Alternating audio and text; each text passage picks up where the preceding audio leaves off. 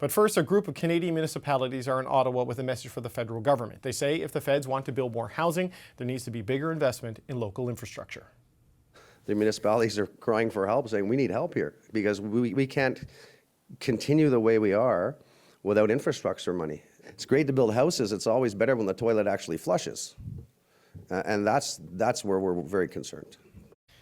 The Federation of Canadian Municipalities is in the capital city laying out their 2024 budget demands, saying they are also facing challenges in affordability, homelessness, and climate change. Mike Savage is the mayor of Halifax and chair of the Big City Mayors Caucus, and he joins me now. Mayor Savage, good to have you back.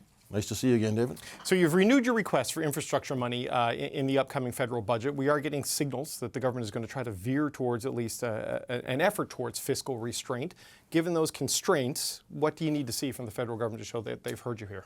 Well, the feds, the Prime Minister indicated last year that we'd have a new infrastructure plan, so we want to see the rollout on that. It's obviously an important thing for us. We have 60% of the infrastructure in the country, and in a country that's growing as rapidly as it is, and providing revenue to provincial and federal governments, municipalities don't have the taxation mechanism to keep up with that. So infrastructure is really important to us, for sure. And with the push on housing, of course, is going to put a lot of pressure on you to have like sewer and all the hookups and everything that people need. But so like what kind of order of magnitude are we talking about here on an annual basis? What are you looking for? Well, I mean, I'll tell you what it costs for an average housing unit in Canada needs $107,000 of municipal infrastructure. My first house didn't cost $107,000, and now that's just municipal infrastructure. And we need a lot of houses in this country. And the infrastructure is being paid for by cities, and cities are not getting the benefit of sales tax, corporate income tax, corporate taxes, income taxes. So there's a lot of requirement for this, and we all want housing. We support the growth of Canada. We just need to make sure that people have a place to live when they get here. Okay, but again, what are we talking about in terms of dollar amount? Are we talking about a $200 billion program, a $10 billion program? Like, what's your order of magnitude, and what's the role for the provinces in this? Well, so the role of the provinces is very important, obviously. So we don't have a specific number that we're asking for. We've seen before programs, infrastructure coming in with that. It's not just infrastructure. We need support. Very hopeful that in this budget there will be support for homelessness. Minister Fraser's indicated that publicly that the housing crisis in Canada will not be solved until the homelessness problem is as well. For us as mayors, for me personally as a mayor, it's on my mind a lot. We need to take care of people who are living on the streets. Okay, but I want to get to that actually because of what's happening in your city today. But in terms of an actual formal request to the federal government, have you put in a submission to Chrystia Freeland saying, hey, this is what we would like to see in terms of dollar amounts, structure, qualifications? Do you have that level of specificity on the table? We haven't said we need X number of dollars, but they're very familiar with the ask. We have a very good relationship with the federal government. Yeah, you're right. We're getting the signals too that the government doesn't want to keep the taps open on spending. But you can't grow a city or a country if you don't provide the infrastructure that people need when they get here. And so we just think that there's a better way of doing it. There needs to be a new framework that recognizes the different costs that different orders of government have versus the revenue that they're getting from that growth. They picked up a lot of the tab during the pandemic. The federal government did. So the provinces didn't have to, and you ended up with a bunch of provinces running surpluses while the feds ran a deficit. Does there need to be some rebalancing on fiscal federalism right now with the provinces coming to the table with bigger pots of money for these things? Well, certainly I think the federal government would say to us and has said to us, we'll support you, but we want the provinces to be there as well. Right. Some of the provinces are. Other provinces don't even want the federal government providing support directly to cities. So we have to have the conversation. We are collaborators at city level. We want to be, we need to be, and that's our goal, is to talk to the federal government, but also to all of our provinces and say, this is where we are. How do we fix it together? Does that tension between the provincial government and the federal governments on this, like we saw them all saying, because the housing accelerator announcements have been happening with a rapid pace, and the provinces don't like being cut out. And we've heard the complaint about that. Premier Houston has said this in Nova Scotia. Do you see that getting in the way potentially? I hope not. For example, we're working very closely with the provincial government right now on homeless encampments and people who are homeless, and the relationship has been pretty good on that front. We all want to support growth. Growth is good for a country, a province, and a city. So we're all on the same page on that. The question is, how do we service that, and how do we make sure that it's a reasonable and fair way of doing it? You mentioned homeless encampments, and you talked about homelessness. The city said on Friday you got a deadline today for people living in five homeless encampments in the Halifax area to vacate. Do you expect that to happen today, and where will these people go? Well, we have had pretty good progress since we said that we wanted to have the encampments pretty much cleared by the 26th. And so a lot of people have moved. We're working with the provincial government. We're going in and we're providing everybody an option for a better place to live. It's not necessarily a shelter. In some cases it's apartment. In some cases it's supportive housing.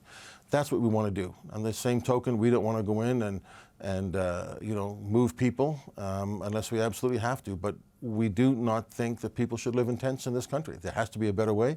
We're working with the provincial government, and I think also the federal government, Rapid Housing Initiative, Reaching Home programs have been very helpful. So 5 encampments. About how many people are we talking about here, Mayor Savage? And do you have enough space for all of them, and will they all take them? We're told it's not a municipal responsibility, so we have to work with the province. Minister Boudreau, who's just resigned as the Minister of Community Services, was very committed to this. His staff, our staff, have worked. We're told that there are places for everybody. We were not going to move on this until we knew there was a safe place for people to go. In some cases, it could be a shelter. In other cases, it needs something more specific to the needs of those people who don't have a place to live. The latest numbers we have from Friday is from city staff is that 25 people had accepted indoor sheltering options at a number of facilities. That doesn't seem like that's close to everybody, though. Just 25 people. How much of a proportion is that? Well, it's close to half of the people that were living in the encampments. So that's not bad, because for a long time the number was going up and up. And homelessness is not going away as an issue. And we will always have, after we have dealt with the encampments, we're going to have people who don't have a place to live, who are couch surfing, who are trying to get by. But our goal is to get people out of tents and inside shelter, and I think the progress that the provincial government and our municipal staff, who've worked really hard, I'm pleased with what I'm seeing. Are you pleased with what you're hearing? We've heard about these tent encampments in Halifax. The leader of the opposition has raised it multiple times in his commentary and his speeches, blaming the federal government for this, saying that, before Justin Trudeau, there weren't homeless encampments in Halifax. I mean, is this helping deal with this? I mean, what do you think of the politicization of what's happened with the homeless population? I think we all want people to live in a place that suits their needs and gives them a chance for tomorrow. Right now, when you're living in an encampment and you don't even know where you're going to get a meal, you can't even think about tomorrow. I think we all want the best thing for folks who are homeless. And it's not just in Canada. Certainly every community, I think, in Canada seems to have, big and small, these issues. But it's, you see it in Europe and other places, large encampments. It's an international problem. My focus is on Halifax and getting people housed in a way that is suitable for them and gives them a chance to have a better life.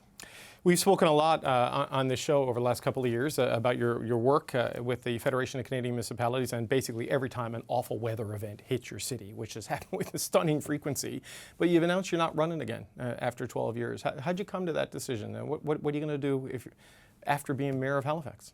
Well, I think I'm going to be a guest host on CBC. I'm hoping to do a political show or something. Sure. I don't know exactly what I'm going to do. In my job, it's difficult to think about the next thing while you're doing this thing. So that's why I've announced what I just, 12 years is a long time. I love the job. I love being mayor. It's the best job in the world. I'm so honored that people have given me the chance to be the mayor of Halifax.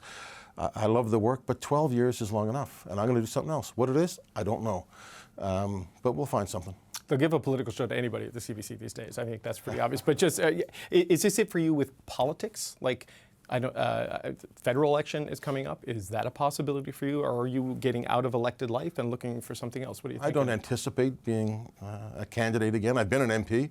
I prefer being mayor. I think that the future is in municipal politics. I think it's more open, transparent. Yeah, it's more difficult in many ways, but I've had nothing but good times. Even when times have been challenging, I've always enjoyed going into work and seeing if we could make things better for people, and it's been the privilege of my life. Mike Savage, Mayor of Halifax, and with the Federation of Canadian Municipalities. Thanks for your time today, as always. Thanks, Dave.